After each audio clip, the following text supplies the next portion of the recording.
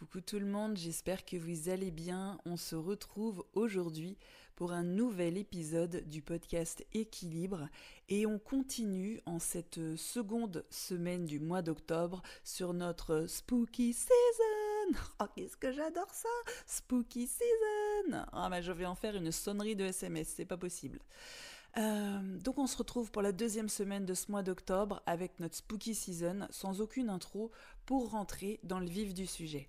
Et aujourd'hui j'avais envie de vous parler des vies antérieures, c'est-à-dire de toutes les vies que vous avez pu vivre avant votre vie actuelle. Parfois dans le corps d'un homme, parfois dans le corps d'une femme, parfois en étant pauvre, parfois en étant riche, parfois en étant la victime, parfois en étant le bourreau, mais toujours en conservant des souvenirs et des séquelles qui prennent des formes extrêmement différentes. Et c'est de ça qu'on va parler aujourd'hui. Je me suis ouverte à cette notion de vie antérieure quand j'ai découvert l'hypnose régressive vers mes 35 ans environ. À cette époque, j'avais donc décidé de me former en particulier, donc j'étais déjà formée à l'hypnose humaniste et j'ai décidé de me former à l'hypnose, en plus, régressive, pour ajouter donc une corde de plus à l'arc de tout ce que je peux proposer aujourd'hui, parce que pour moi, c'était important d'avoir une vision d'ensemble. Et j'en ai très rapidement compris l'importance dans certaines problématiques de ma vie, ou même avec les premières personnes que j'ai pu accompagner donc au début. On a parfois des problématiques qui ne peuvent pas s'expliquer.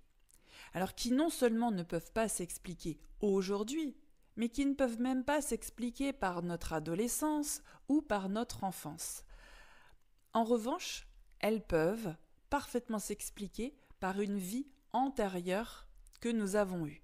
Je me souviens par exemple d'une abonnée qui m'écrivait souvent pour me demander de créer un audio pour les migraines, parce que ça faisait plus de 30 ans, alors au bas mot, ça faisait au moins 30 ans ou 40 ans, je sais pas, en tout cas ça faisait mais tellement d'années qu'elle avait des migraines à répétition et que même les traitements ne lui faisaient plus vraiment effet. Moi j'étais au tout début, j'avais pas beaucoup de MP3 encore, et alors encore moins pour des trucs de santé. Mais un beau jour, je vais vous le faire comme ça, mais un beau jour, alors que je me baladais au cimetière du Père-Lachaise, bah oui, parce que j'habitais à 5 minutes à pied quand j'étais à Paris, c'était un endroit dans lequel j'allais beaucoup, on en parlera peut-être dans un autre podcast, de tous ces lieux qui ont une énergie incroyable. Donc une fois, un dimanche, il me semble, j'étais toute seule, j'avais pas les enfants, je me promenais, j'avais aucun matériel à part mon téléphone, et d'un seul coup, j'ai trouvé un petit endroit dans lequel il y avait personne, et comme ça, subitement, j'ai eu envie d'enregistrer un audio a cappella, comme on dit. J'avais aucune note, rien du tout, je savais même pas où est-ce que ça allait me mener. Je savais juste qu'il allait aider les gens à se libérer ou à se débarrasser de quelque chose d'encombrant qui restait d'une vie antérieure. En même temps, tu te balades dans un cimetière, t'as pas 36 000 appels. En fait, c'est un petit peu comme si dans votre vie actuelle, vous receviez sans cesse des factures qui concernent une maison dans laquelle vous ne vivez plus depuis vraiment très longtemps. D'ailleurs, vous vous souvenez même pas d'avoir vécu dans cette maison. Et pourtant, on continue de vous demander de payer des factures pour ce logement. Il faut faire comprendre en quelque sorte que vous ne vivez plus là-bas depuis longtemps et que les factures doivent cesser d'arriver parce que vous n'avez plus à les payer. C'est dit grossièrement pour faire comprendre à tout le monde, mais c'est l'idée principale des vies antérieures. Donc, je me pose entre plusieurs tombes, c'est vraiment... ça tombe super bien pour le podcast du mois d'octobre. Je me baladais, j'étais toute seule au cimetière du Père-Lachaise, je me pose entre deux tombes. Alors je ne sais pas si vous avez déjà eu l'occasion d'aller là-bas, mais c'est immense. Moi j'y allais tous les week-ends, c'était ma sortie du week-end, j'adorais ça. Et je crois que j'ai jamais emprunté le même chemin à chaque fois. Je pense qu'il y a encore des chemins, d'ailleurs, que j'ai jamais emprunté là-bas. Donc je me pose et j'enregistre avec mon téléphone, il y avait le bruit du vent, il y avait le bruit des feuilles, il y avait des petits craquements par-ci par-là. Il y avait littéralement personne autour de moi, parce que je crois que c'était de saison aussi, c'était l'automne, et quand il fait beau, quand il fait moins beau, les gens sortent moins, c'est comme ça. Donc il y avait vraiment personne autour de moi, Et pourtant, je ne me sentais pas seule du tout. Alors je me suis complètement laissée porter et j'ai raconté tout ce que j'avais à raconter et qui me venait, comme ça, sans aucun jugement sur ce sujet, pour aider les gens à arrêter de recevoir des factures à payer d'une maison dans laquelle ils ne sont plus depuis de très nombreuses années. Et donc par le hasard qui n'existe pas, cette abonnée m'écrit juste après, alors qu'elle ne sait même pas que j'ai enregistré cet audio puisqu'il est encore uniquement dans mon téléphone et que j'en ai parlé à personne. Et elle me dit qu'une fois de plus, elle a une crise de migraine et que c'est vraiment horrible pour elle. Alors, ne me demandez pas pourquoi, mais instantanément, je lui réponds « écoute, si t'es ouverte aux vies antérieures, est-ce que ça te semble fou que tu aies pu décéder d'un truc comme une balle dans la tête ?» Elle me dit « Je comprends pas ce que tu me dis, mais ça me fait pleurer. » Bingo. J'ai envie de dire bing pot. T'as pas besoin de comprendre, c'est ton corps qui réagit, ça suffit. Donc moi je me souviens, je lui ai offert la séance qui était pas là, il n'y avait pas eu de traitement de son, je venais à peine de l'enregistrer et je lui ai envoyé.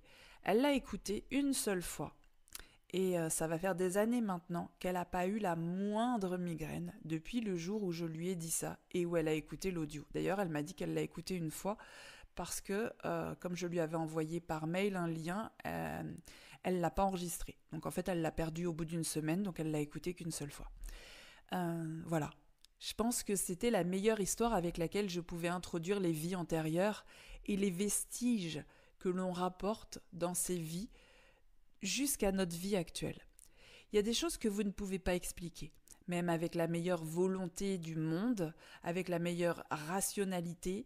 Ça se dit rationalité ? Rationalisation ? Avec le meilleur besoin d'être rationnel, quand tu ne sais pas, tu contournes toujours. Il y a des choses qui se passent et que vous ne pouvez pas expliquer.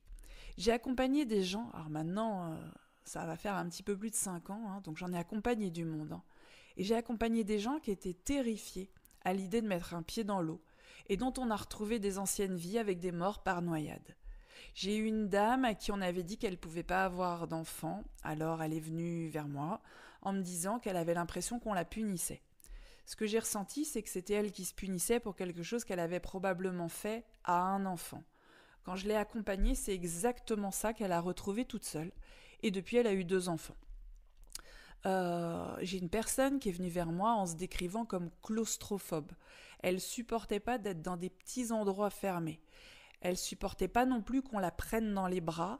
Elle se rongeait les ongles jusqu'au sang et elle m'a dit « Vous trouvez pas qu'il fait un peu sombre ou alors c'est moi ? J'ai toujours l'impression qu'il fait sombre et qu'il n'y a pas de lumière. » Tout de suite, la première idée qui m'est venue, c'est « Serait-il farfelu d'envisager que cette personne ait pu avoir une vie dans laquelle on l'a enterrée vivante par erreur ?» Elle m'a regardé fixement et elle m'a dit « C'est absolument dingue. C'est le cauchemar que je fais depuis des années. Je me vois toujours enfermée dans une grande boîte et je griffe de toutes mes forces, mais j'arrive pas à sortir. Alors je comprends qu'on m'a enterrée vivante et que j'en sortirai jamais. Ça, c'est son rêve. Enfin, son cauchemar. » J'avais vu aussi une personne qui avait une aversion pour l'alcool. Bon, jusqu'ici, rien de bizarre, mais c'était au point de lui créer une véritable haine envers quiconque buvait, mais ne serait-ce qu'un tout petit verre d'alcool. Il devenait d'une énorme violence quand il voyait quelqu'un boire, ne serait-ce qu'un tout petit verre d'alcool. C'était vraiment le seul truc qui lui déclenchait ça. Alors, si j'ai rapidement compris qu'il avait eu une vie d'alcoolique avant, ça ne me donnait pas l'explication de la haine et de la violence. Alors en parlant avec lui, j'ai eu l'explication quand il a ajouté que ces gens-là, c'était des meurtriers en sommeil. Encore une fois, même si tu as horreur de quelqu'un qui boit de l'alcool, tout le monde ne va pas employer exactement le terme meurtrier en sommeil. Et en fait, c'est là que se trouve l'information, pour moi. Dans la vie où il était alcoolique, il avait été responsable de la mort d'une personne très jeune, probablement un enfant et probablement de sa propre famille, mais ça n'a pas pu être confirmé. On comprenait juste qu'il s'agissait d'une personne très jeune et très proche de lui. Après, tout le reste, c'est des spéculations. Dans sa vie actuelle, il pouvait pas s'en vouloir parce qu'il buvait jamais. Alors toute la colère, elle était tournée vers ceux qui buvaient. Un peu plus récemment, j'ai eu une copine qui vient à la maison me déposer quelque chose et elle était avec une copine à elle que j'avais jamais vue de ma vie. Je parle brièvement avec elle et elle me dit qu'elle a des problèmes de perte de cheveux au point où elle a de véritables pelades par endroits. Et c'est vrai, moi je lui ai pas dit, mais sur le moment, quand je l'ai regardé, la première idée qui m'est venue en tête, c'est « la vache, on dirait quelqu'un dans les camps de concentration ». Alors moi, je pars du principe que quand tu me parles de quelque chose, t'es forcément ouvert à ce que je vais te dire. Alors je lui ai demandé si elle était ouverte aux vies antérieures. Elle m'a dit oui, non, ça dépend. Ce qui n'était pas vraiment une réponse, on est d'accord. Alors je lui ai dit, est-ce qu'il serait fou de penser, alors là je marque un petit temps d'arrêt, vous remarquerez que c'est souvent comme ça que je commence mes phrases, quand je veux pas non plus faire absorber ce que je ressens à la personne. Je commence toujours ma phrase par « Est-ce qu'il serait fou d'envisager que tu aies pu avoir une vie antérieure dans laquelle tu aurais fini dans un camp de concentration, dans laquelle on sait qu'on te rasait la tête avant le pire, quoi. » Et pareil, elle me dit pas un mot, elle me fixe, mais elle me fixe. C'est un regard extrêmement étrange. Et elle se met à pleurer, mais genre vraiment beaucoup. Et elle me dit, c'est quoi ton truc ? Bon, ça je vous cache pas que j'aime beaucoup. J'aime beaucoup entendre ça parce que je sais qu'il y a des choses qui se débloquent. Donc, pour pas la laisser comme ça, je lui ai donné mon audio et je lui ai dit, écoute-le à l'occasion si le cœur t'en dit. On peut pas forcer les gens non plus. Même si je reste persuadée que s'il n'y avait pas de hasard, si elle est venue à moi ce jour-là, même si c'était en accompagnant une amie, c'est qu'elle avait besoin d'y trouver une réponse. Par la suite, elle a elle-même coupé ses cheveux super courts, une coupe à la garçonne, comme on dit. C'est comme si une partie d'elle avait besoin d'accepter ce qu'elle avait vécu dans une autre vie. Et à partir de ce moment-là, ses cheveux ont arrêté d'avoir des trous partout et ils ont commencé à repousser. J'ai aussi eu celui qui avait demandé sa petite copine en mariage et qui, 20 ans après, l'avait toujours pas épousée. Il savait pas pourquoi, c'était juste impossible. C'est ce qu'il disait. En fait, il me disait, je sais que c'est la suite logique, mais c'est impossible. Et en fait, il n'arrêtait pas de dire que c'était impossible. Pas je ne l'aime pas, je n'en ai pas envie, j'ai peur. Non, c'est impossible. Je vous dis, moi, en fait, pour moi, la clé, elle réside dans tous ces termes, ces expressions, ces mots que quelqu'un va employer, qu'un autre n'emploiera pas. Et pour moi, la clé, elle réside là-dedans. C'est vraiment plus fort que nous, en fait. Ça parle comme si on n'en avait pas l'impression. C'est ce qu'on dit sans en avoir conscience. Donc il n'arrêtait pas de me répéter, mais en fait, c'est impossible. Et en fait, on a trouvé pourquoi. Parce que dans une vie antérieure, il a été fiancé à l'amour de sa vie et que quand elle est décédée, il a juré que personne ne la remplacerait jamais. Une fois qu'il a pris conscience de ça, il a quitté sa petite copine quasiment au même moment, il a rencontré une femme dont il a su, en tout cas c'est lui qui me l'a dit, il a su en une fraction de seconde que c'était elle. Et c'est ce qu'il m'a écrit d'ailleurs. Il l'a demandé en mariage, je crois, au bout d'un mois, et il l'a vraiment épousée.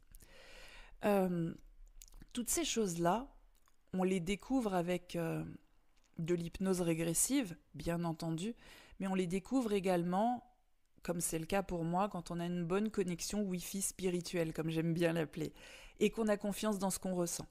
La première idée qui me vient en tête, je pars du principe qu'elle ne me vient pas en tête par le hasard qui n'existe pas, ni pour aucune raison, ni pour faire du mal, ni pour me polluer l'esprit. Je pars du principe qu'elle me vient en tête parce que c'est l'information dont on a besoin. Bien évidemment, tout n'a pas un rapport avec une vie antérieure, faut voir les choses au cas par cas. Oui, on peut perdre ses cheveux et avoir une pelade et que ça ne prenne pas sa source dans une vie antérieure. Oui, on peut avoir des migraines et ça ne prendra pas sa source dans une vie antérieure non plus. Il y a un tri à faire et généralement, en ce qui me concerne en tout cas, je trouve que le tri n'est pas si difficile que ça à faire. Souvent, ce sont les gens eux-mêmes qui vous donnent les plus grosses indications. Comme cette femme qui m'a dit « je ne peux pas avoir d'enfant, j'ai l'impression que je suis punie ». C'est pas moi qui lui ai dit que c'était une punition. C'est elle, c'est son terme à elle. Ou cette personne qui perdait ses cheveux par poignée, qui avait des trous sur la tête et qui avait l'impression d'étouffer tellement elle avait tout le temps chaud. C'était ce qu'elle disait. De manière générale, vous retrouverez énormément d'indices dans les mots, les phrases, les expressions d'une personne parce que personne ne dit sans aucune raison qu'il a l'impression d'étouffer tellement il a chaud. Tout le monde peut avoir chaud, mais tout le monde n'emploiera pas exactement le même terme pour le décrire, et c'est là que se trouve l'information qui peut vous aider. Ce qui vous terrifie au-delà de tout, ce qui est possible, ce qui n'a pas vraiment d'explication, la fascination que vous pouvez avoir pour un pays, la facilité avec laquelle vous avez appris une langue, ces fameux talents avec lesquels vous êtes né, 9 fois sur 10, ça prend sa source dans une vie antérieure. À une époque, j'ai fait un énorme travail pour retrouver mes vies antérieures. Maintenant, je travaille plus dessus, je les laisse venir au meilleur moment, mais je sais qu'au fil du temps, j'ai retrouvé beaucoup de vies antérieures qui ont donné du sens à ma vie actuelle. J'ai retrouvé beaucoup de vies dans lesquelles, d'une manière ou d'une autre, j'écrivais pour les autres.